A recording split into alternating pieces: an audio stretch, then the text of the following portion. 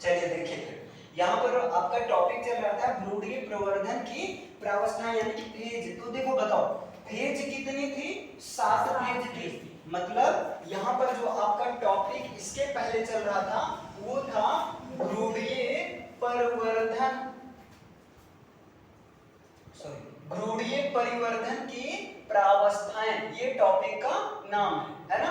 और ये प्रावस्थाएं को कहते हैं फेज, इसी को क्या कहते हैं? फेज। तो भ्रूणीय, भ्रूणीय का भ्रूण, एम्ब्रियो, एम्ब्रियो मतलब समझ रहे हो ना, युग्मनज है ना। तो युग्मनज के भ्रूण में विभिन्न प्रकार के परिवर्तनों का एक श्रृंखलाबद्ध रूप से अध्ययन करना, उसके वयस्क जीव होने तक क्या कहलाता है? भ्रूणीय परिवर्तन। तो ये जो है इसकी जो परिवर्तन की 7 फेजेज होती हैं, कल बताया गया था। और उसमें से पहला फेज था युग्मक जनन। पहला फेज क्या था? युग्मक जनन, जिसको कहते हैं गैमीटोजेनेसिस। जिसको क्या कहते हैं? गैमीटोजेनेसिस कहते हैं। बोलो इतना क्लियर है ना? 7 अवस्थाएं, सातों का नाम बताने का आवश्यकता है? आप लोग को याद है? याद है? हाँ चलो बताओ। युग्मक जनन, दूसरा क्या है? फर्टिलाइजेशन यानी निषेचन, तीसरा क्या है? विदलन यानी क्लीवेज, चौथा क्या है? देखकर बता रही हो? अरे दीदी बिना देखे बता दो कभी कभी। फॉर्मेशन ऑफ मोरिला यानी कि तूतक का निर्माण। पांचवा क्या है? फॉर्मेशन ऑफ मोरिला, कोर कपटी का निर्माण। छठा क्या है? गैस्ट्रुलेशन यानी कि गैस्ट्रुला धमन। और सातवां क्या है? गैस्ट्रुला से शिशु का निर्माण। तो इन सातों के बारे में एक बार रफली बताया भी गया था। अगर आप ना देखे हो तो इसकी वीडियो जो है अपलोड हो गई हैं, आप देख सकते हो। क्लियर है? अब यहाँ पर हम लोग एक एक के बारे में डिटेल पर पढ़ेंगे। कल तो हवा में ऐसे, हवा का मतलब ऐसे रफली समझा गया था सबके बारे में, है ना। तो युग्मक जनन हेडिंग बना लीजिए, गैमीटोजेनेसिस। सब लोग हेडिंग बनाइए, गैमीटोजेनेसिस, है ना, गैमीटोजेनेसिस। इसमें लिख लेना युग्मक, है ना। मनुष्यों में युग्मक के निर्माण की प्रक्रिया। युग्मक जनन क्या है? तो युग्मक जनन मनुष्यों में युग्मक के निर्माण की प्रक्रिया है। ये पहला पॉइंट हो गया आपका, है ना। युग्मक के निर्माण की प्रक्रिया है, ठीक है।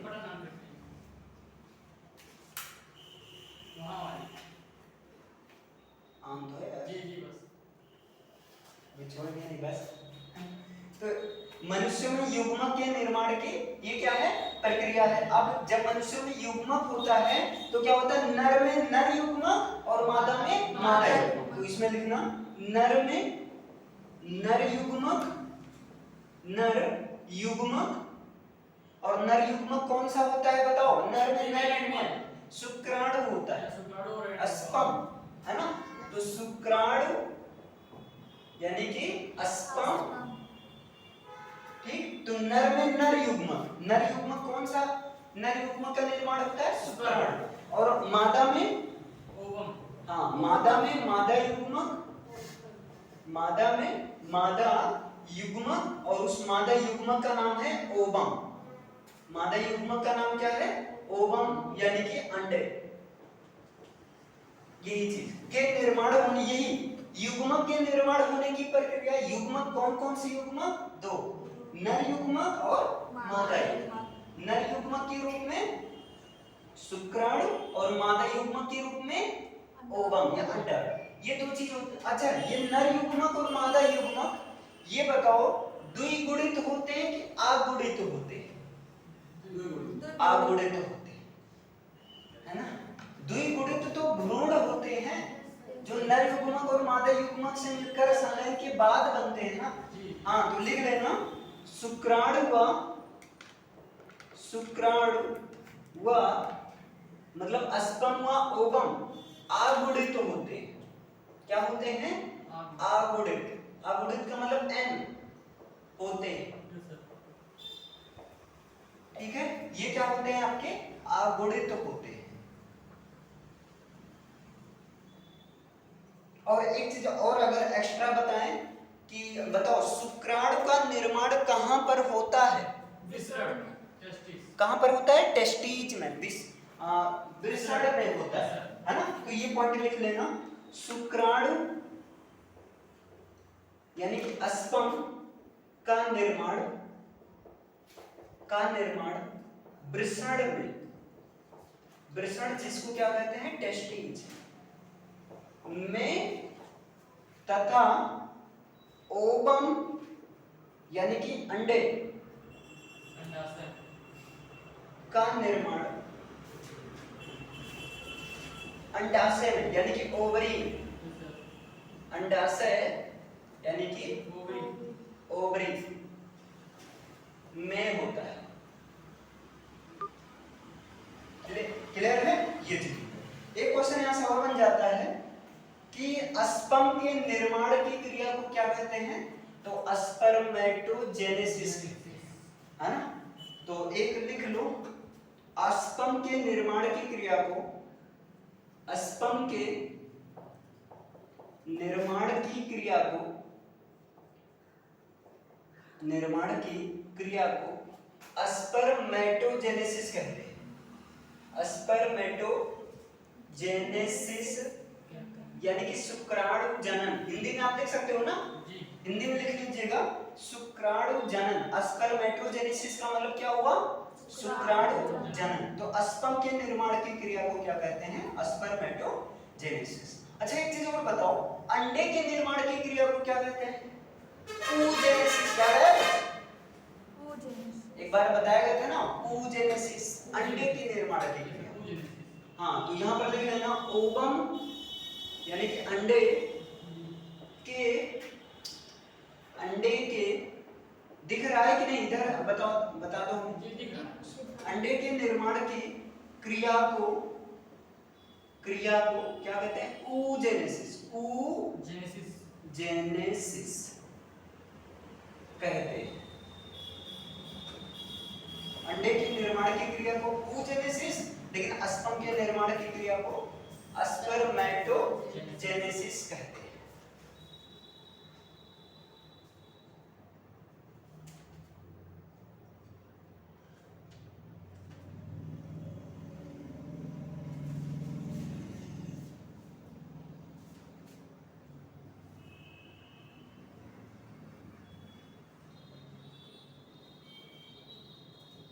अच्छा एक चीज और याद रखना,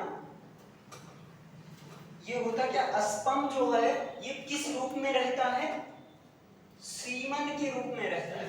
सीमन मतलब वीर्य के रूप में रहता है। और मैथुन क्रिया में या मैथुन क्रिया के दौरान एक बार स्खलन जब होता है, यानी कि जब फर्स्ट टाइम स्खलन होता है, तो उस समय वीर्य की मात्रा 2.5 से लेकर 4 ml तक हो सकती है ना? और उस 2.5 से 4 ml अस्पर्म में लगभग 40 करोड़ क्या होता है?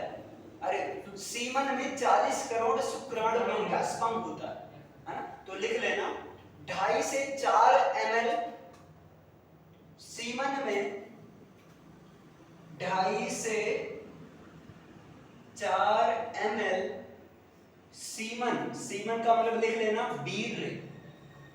वीर्य में लगभग 40 करोड़, सोच लो कितना भी 40 करोड़, जिसको 400 मिलियन कह सकते हैं, है ना? 40 करोड़ या 400 मिलियन। 40 करोड़ से 80 करोड़ नहीं हो सकता था?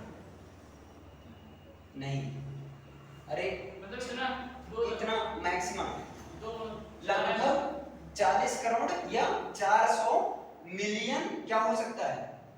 अस्पर्म यानी कि शुक्राणु की संख्या हो सकती है। लिख लेना, अस्पर्म की संख्या हो सकती है। अस्पर्म की संख्या हो सकती है। ठीक है, इतना हो सकता है। और इसमें से केवल एक अस्पर्म 40 करोड़ में से केवल एक स्पर्म फर्टिलाइज होता है, बाकी सब नष्ट हो जाते हैं। क्लियर है? तो ये चीज होता है आपका 40 करोड़ स्पर्म की संख्या हो सकती है।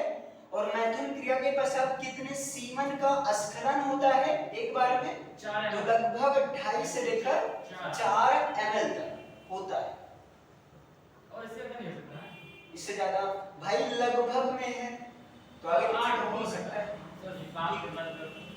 7 ml तक हो सकता है, डिपेंड आप भैया खली को उनका 7 क्या 10 भी हो सकता है भाई। शरीर पे तो डिपेंड करता है, खाई पी शरीर तुम्हारे अंदर कुछ भी नहीं किया 2.5 ml में नहीं होगा तो नहीं रह जाओगे, है ना? तो डिपेंड करता है, ये भी चीज होती है आपका। अच्छा ये बताओ, ये समझ में आया इतना, है ना? और स्पर्म चलो ये चीज आपका हो गया। तो ये आपका पहला था युग्मक जनन, मोटा मोटा आपने देख लिया। तो युग्मक जनन में पहला पॉइंट क्या है कि मनुष्यों में युग्मक के निर्माण की प्रक्रिया क्या कहलाती है? युग्मक जनन कहलाती है। दूसरा क्या है? नर में नर युग्मक के रूप में शुक्राणु यानी स्पर्म होता है, और मादा में मादा युग्मक के रूप में ओवम यानी कि अंडा, है ना?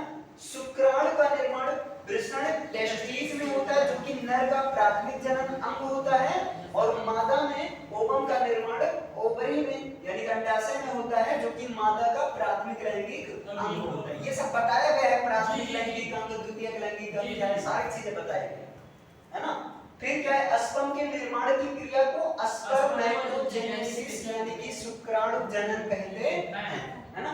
फिर यहाँ पर ओवम के निर्माण की प्रक्रिया को oogenesis, और 2.5 से 4 ml सीमन में लगभग 40 करोड़ यानी कि 400 मिलियन स्पर्म की संख्या हो सकती है, मतलब इतनी तक हो सकती है। तो ये आपका हो गया युग्मक जनन। आई होप इतना पॉइंट आपका इनफ है युग्मक जनन के बारे में। क्यों या और चाहिए? किताब में तो बस 2 ही पॉइंट है, 2 क्या 1 ही पॉइंट है, आप देख सकते हैं आगुणित, है ना? और एक चीज युग्मक क्या होते हैं? द्विगुणित की आगुणित, आगुणित एन के फॉर्म में होते हैं। चलो आपका पहला ये पूरा लिख लिए जी, हो गया। चलो अब दूसरा हेडिंग क्या है आपका? दूसरी अवस्था क्या है? निषेचन। निषेचन। तो दूसरी हेडिंग बना लीजिए निषेचन, है ना? जी। चलिए दूसरी हेडिंग बना लीजिए निषेचन।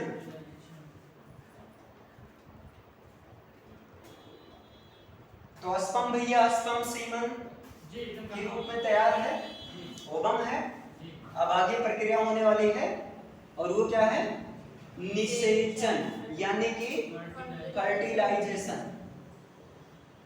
फर्टिलाइजेशन, है ना?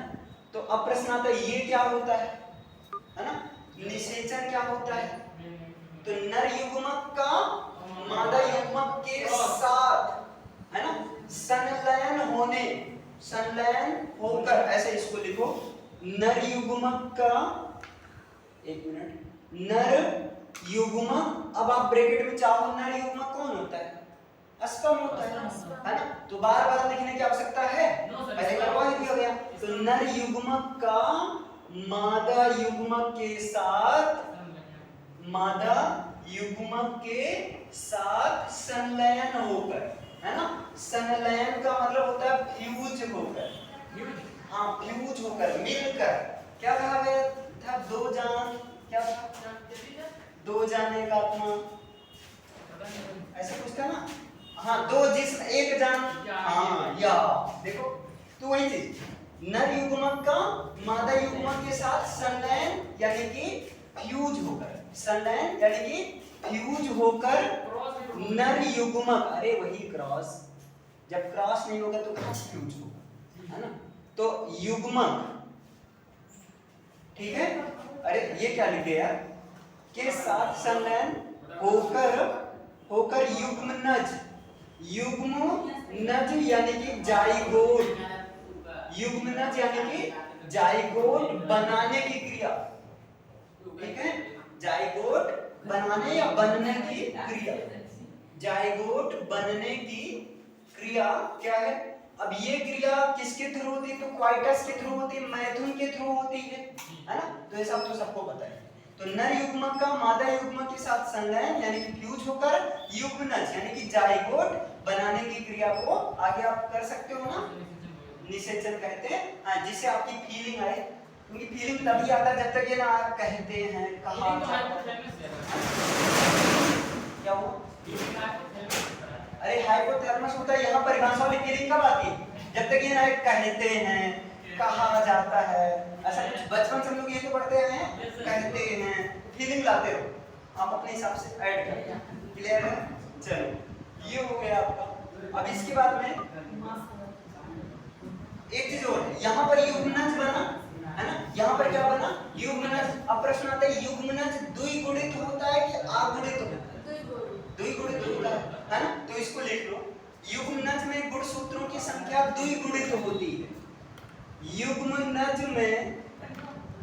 युग्मनज में गुण सूत्रों की संख्या, गुण सूत्रों जिसको कहते हैं क्रोमोसोम, गुणसूत्र जिसको क्या कहते हैं क्रोमोसोम।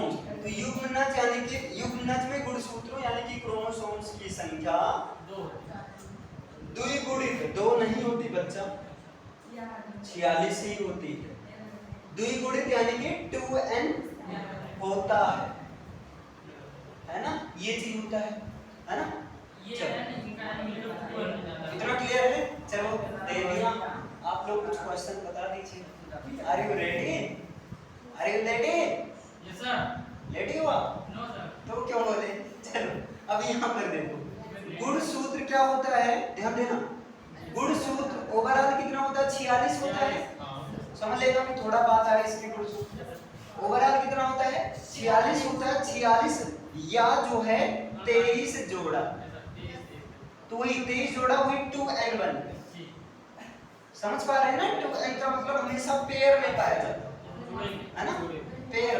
तो गुण सूत्र को और क्या कहते हैं, क्रोमोसोम्स कहते हैं।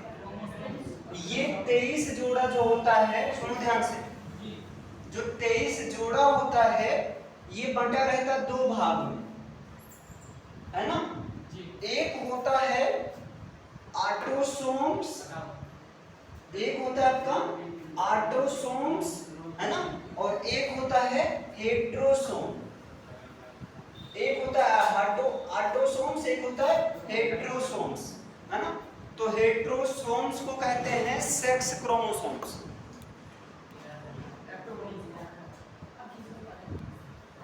हेट्रोसोम्स को इसको क्या कहते हैं, इसको कहा जाता है सेक्स क्रोमोसोम्स यानी कि लिंग गुणसूत्र, है ना।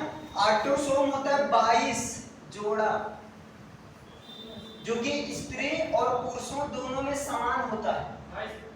हाँ, यानी कि 44 गुणसूत्र मेल फीमेल दोनों में बिल्कुल समान होता है ना।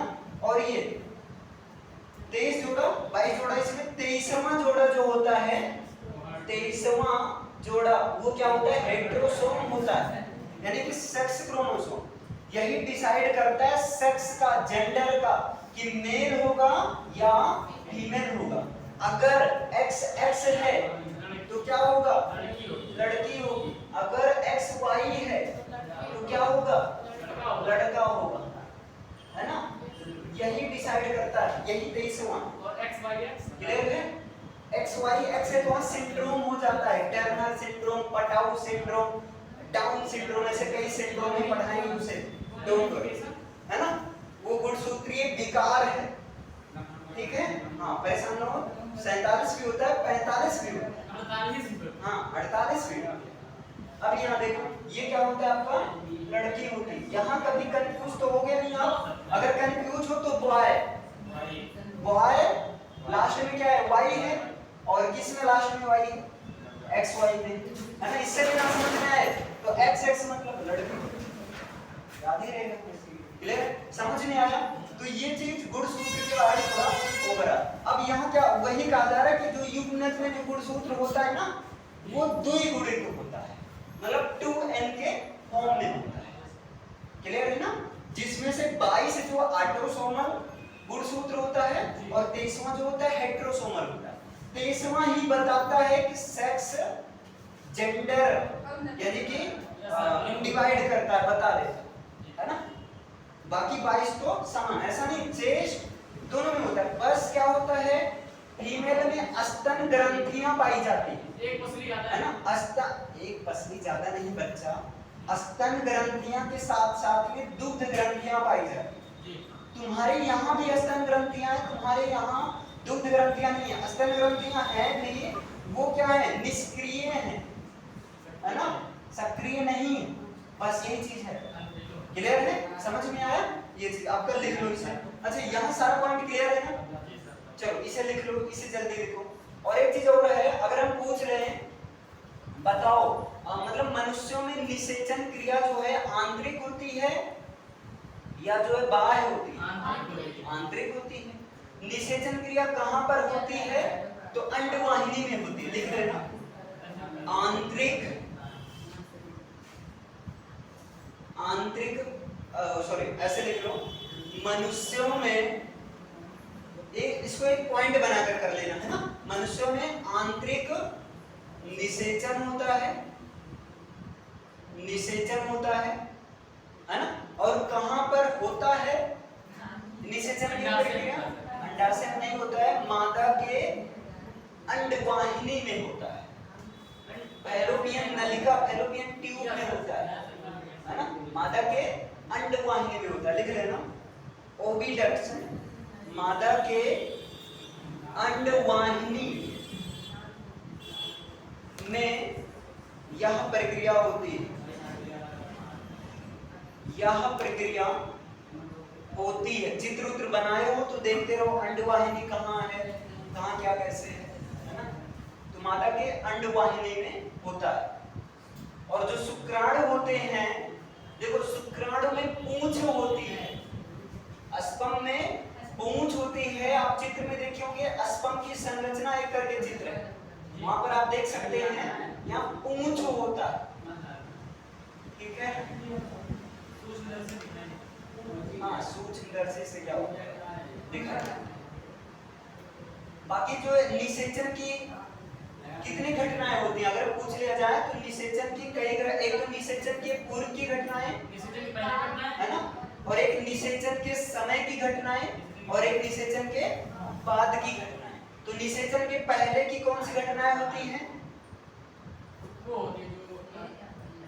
निषेचन के पहले एक तरह से मैथुन क्रिया होती है ना। निषेचन के समय क्या होते हैं? जाइगोट का निर्माण होता है, युग्मनज का निर्माण होता है। नहीं, ये तो निषेचन के बाद होता है ना। जब निषेचन हो जाता है तब जाइगोट बनेगा ना। निषेचन के समय क्या होता है? निषेचन के समय देखो जो अस्पम आता है वो मादा के वेजाइना और वेजाइना के थ्रू वो कहाँ पहुंचता है? गर्भाशय नाल में पहुंचता है। कहाँ पहुंचता है?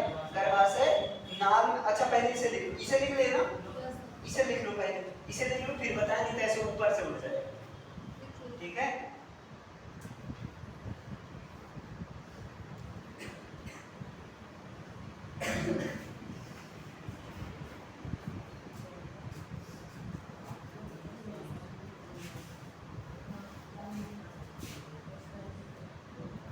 अच्छा निषेचन के बाद क्या होता है? दिमाग लगाओ आप, अभी कल बताया गया नहीं बच्चा।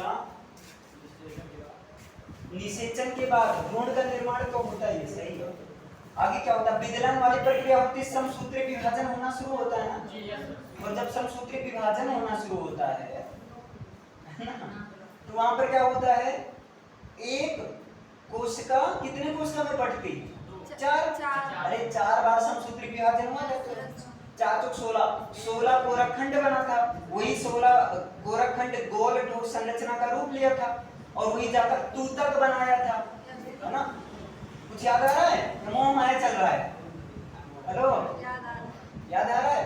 ठीक, इसे लिख लिए, हो गया। चलो अब इसके बाद अगली हेडिंग बना लो, विदलन यानी कि क्लीवेज। इसको मैं रख कर रहा हूं।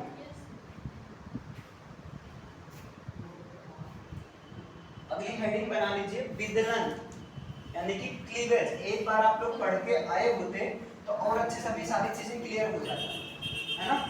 चल अगली हेडिंग है आपका विदलन यानी कि जिसको बोलते हैं क्लीवेज, विदलन यानी कि क्लीवेज।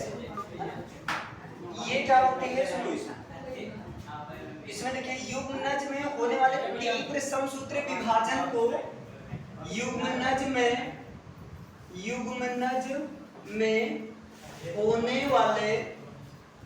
होने वाले तीव्र समसूत्री विभाजन को, तीव्र समसूत्री विभाजन, और समसूत्री विभाजन को इंग्लिश में क्या कहते हैं, माइटोसिस कहते हैं। हाँ, तो बस इसी को क्या कहते हैं, युग्मनज में होने वाले तीव्र समसूत्री विभाजन को आगे ऐड कर देना, क्या कहते हैं, विदलन कहते हैं। कल एक चीज बताया गया था, विदलन साइड में लिखवा दिए थे कि युग्मनज का समसूत्री विभाजन साइड में लिखवाया गया था ना, उसी के सामने। तो तीव्र होने वाले तीव्र मतलब तीव्र अलग रहेगा ना, इसको कहते हैं विदलन। और एक चीज और है, विदलन को आप विखंडन भी कह सकते हैं, सेगमेंटेशन, इसको आप और क्या कह सकते हैं, विखंडन, विखंडन यानी कि सेगमेंटेशन, इसको आप सेगमेंटेशन या विखंडन भी कहते हैं। अब क्या होता है, देखो जब युग्मनज का समसूत्री विभाजन होता है तो बार बार विभाजन होने से जो कोशिका की संख्या रहती है या जो डीएनए रहता है उसकी मात्रा में वृद्धि होने लगती है ना। जब बार बार युग्मनज में समसूत्री विभाजन होता है तो वहां पर कोशिकाओं की संख्या में वृद्धि, क्योंकि एक समसूत्री विभाजन होगा तो 4 कोशिकाएं बनेंगी, है ना।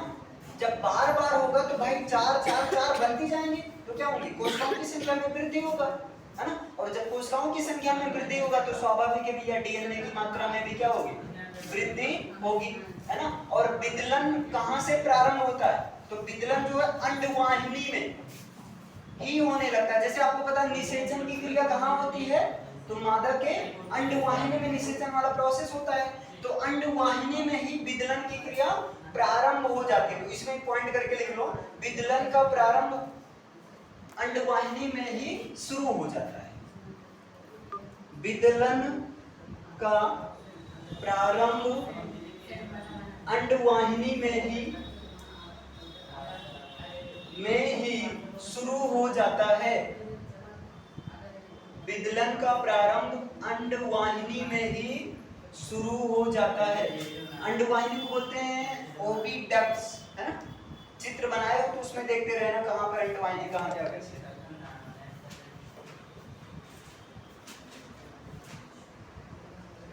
अब देखो जब युग्मनज में सबसे पहली बार इस युग्मनज का यानी कि जाइगोट का जब सबसे पहली बार समसूत्री विभाजन होता है तो 2 कोशिकाएं बनती हैं, है ना। ये देखो समसूत्री विभाजन में कुछ ऐसा होता है, आप लोग 11th में पढ़े होंगे, ये होता है पहले यहाँ 2n फिर 2n बनता है, फिर ये n n n n इस तरह से ये बनता है। समझ पाए कि नहीं, हमें नहीं मालूम है, अगर 11 में पढ़े होंगे तो समझ में आ गया। समसूत्री विभाजन, अर्धसूत्री विभाजन, समसूत्री विभाजन कोशिका के लेवल से होता है, अर्धसूत्री विभाजन जनन कोशिकाओं में होता है। कुछ याद आ रहा है, नहीं आ रहा है, कोई बात नहीं। तो यहाँ पर लिखो विदलन द्वारा, एक मिनट, हाँ, युग्मनज में प्रथम समसूत्री विभाजन के फलस्वरूप, युग्मनज में प्रथम समसूत्री विभाजन के फलस्वरूप, युग्मनज में प्रथम समसूत्री विभाजन के फलस्वरूप 2 कोशिकाएं बनती हैं, 2 कोशिकाएं बनती हैं जिनको कोरक खंड कहते हैं। इन्हीं को कहते हैं कोरक, जिनको क्या कहते हैं, कोरक खंड कहते हैं। युग्मनज में प्रथम समसूत्री विभाजन जब होता है तो वहां पर क्या होता है, 2 कोशिकाएं बनती हैं, है ना। और यही कोशिकाएं, है ना, क्या कहलाती हैं, कोरक खंड कहलाती हैं। जैसे क्या होता है, अभी बताया गया था, माइटोसिस है आपका, इसका ब्रेक डाउन हुआ तो एक जगह 2n बना, एक जगह 2n बना, फिर ये ब्रेक डाउन होती है, एन एन एन एन इस तरह से बनता है। तो इस तरह से इन सबको क्या कहा जाता है, कोरक खंड। तो सबसे पहले 2n बनता है ना, इन्हीं कोशिकाओं को क्या कह दिया जाता है, कोरक खंड कह दिया जाता है। और एक चीज और आप लोग सुने होंगे, मियोसिस। मियोसिस में क्या होता है, पहले 2n बनता है। मियोसिस जो कि कोशिका जनन कोशिका में होता है ना। तो ध्यान देना, चलो, तो दो कोशिकाएं बनती हैं, इन्हीं कोशिकाओं को क्या कहते हैं, कोरक खंड कहते हैं। और कोरक खंड, अब याद आया कुछ, कोरक खंड क्या होता है, मैंने समझाया था, निषेचन क्रिया के एक मतलब जैसे निषेचन हुआ उसके 1 घंटे बाद ही विदलन शुरू हो जाता है। और जब 1 घंटे बाद विदलन शुरू हो जाता है तो 4 दिन तक विदलन होता रहता है। चौथे दिन की समाप्ति तक लगभग जो है समसूत्री विभाजन द्वारा 16 कोरक खंड बन जाता है। चौथे दिन की समाप्ति तक कितने कोरक खंड बन जाता है, 16 कोरक खंड बन जाता है। और ये 16 कोरक खंड मिलकर एक गोल ठोस है ना एम्ब्रियो यानी कि भ्रूण का रूप ले लेते हैं, और इन्हीं को कह दिया जाता है तूतक, मोरिंगा। आप चित्र में देख सकते हो, ये है सर भ्रूण 6 महीने 7 महीने बाद भ्रूण बोलते हैं उसे। नहीं, भ्रूण तो शुरुआत में, युग्मनज को ही भ्रूण आ गया। तूतक किसे बोलते हैं? तूतक क्या बोला गया भाई, अभी समझे नहीं, चलो इसे पे लिख लो, अभी समझ में लिखना। निषेचन की एक क्रिया के निषेचन क्रिया के 1 घंटे के पश्चात, निषेचन क्रिया के 1 घंटे पश्चात, 1 घंटे पश्चात ही विदलन प्रारंभ हो जाता है। विदलन प्रारंभ हो जाता है और क्या होता है, चौथे दिन मतलब लगातार इसमें समसूत्री विभाजन होता रहता है। और जब लगातार होता रहता है तो चौथे दिन की समाप्ति पर 4 बार समसूत्री विभाजन हो जाता है, और इसके पश्चात में 4 × 16 कोरक खंड बन जाता है। तो आगे वही लिख लो, चौथे दिन की समाप्ति पर, चौथे दिन की समाप्ति पर, चौथे दिन की समाप्ति पर 4 बार विदलन या समसूत्री विभाजन होने से, समसूत्री विभाजन, इसको मैं लॉन्ग में लिखवा दे रहा हूं, होने से 16 कोरक खंड, 16 कोरक खंड बनता है, जो गोल ठोस भ्रूण जैसी संरचना, जो गोल ठोस भ्रूण के रूप में, हाँ सर, जो गोल ठोस भ्रूण का रूप ले लेता है, आगे लिख लेना, जिसको तूतक कहते हैं। निषेचन क्रिया के 1 घंटे के पश्चात ही विदलन प्रारंभ हो जाता है, और चौथे दिन की समाप्ति पर 4 बार समसूत्री विभाजन होने से 16 कोरक खंड बनते हैं, और यही 16 कोरक खंड मिलकर गोल ठोस भ्रूण का रूप ले लेते हैं, जिनको आगे लिख लेना, जिसे तूतक यानी कि मोरिंगा, हाँ मोरिंगा ही, जिनको तूतक या मोरिंगा कहते हैं। तो एक बार इसको देख लो, बस ये लास्ट है आपका। विदलन क्या होता है, तो पहला क्या है, युग्मनज में होने वाला तीव्र समसूत्री विभाजन। तो विदलन का मतलब विखंडन, मतलब समसूत्री विभाजन, है ना। दूसरा, विदलन का प्रारंभ कहां पर होता है, अंडवाहिनी में निषेचन होता है, वहीं पर क्या हो जाता है, विदलन। क्योंकि अभी यहाँ पर लिखे हो, निषेचन क्रिया के 1 घंटे पश्चात ही विदलन प्रारंभ हो जाता है, और जब हो जाता है तो 4 दिन तक लगातार समसूत्री विभाजन होता है। और एक समसूत्री विभाजन से जब 4 कोशिकाएं बनती हैं तो 4 दिन के पश्चात में 16 कोरक खंड बन जाता है ना। और इन्हीं कोरक खंड गोल ठोस भ्रूण का रूप लेते हैं, जिनको हम तूतक कहते हैं। और कोरक खंड किसे कहते हैं, ये तो पता ही है ना। कोरक खंड, ये देखो, युग्मनज में प्रथम समसूत्री विभाजन जब होता है तो वहां पर उसके फलस्वरूप 2 कोशिकाएं बनती हैं, 2 कोशिकाएं बनती हैं ना। तो इन्हीं सारी कोशिकाओं को क्या कहते हैं? कोरक खंड कहते हैं। तो 3 स्टेप हो गया, एक युग्मक जनन और दूसरा निषेचन और तीसरा विदलन। क्लियर है? तीनों समझ में आया? 4 फेज था, 7 फेज था, 7 में से 3 हो गया, 4 और है। आज के लिए इतना रखते हैं। ठीक, ओके। चलिए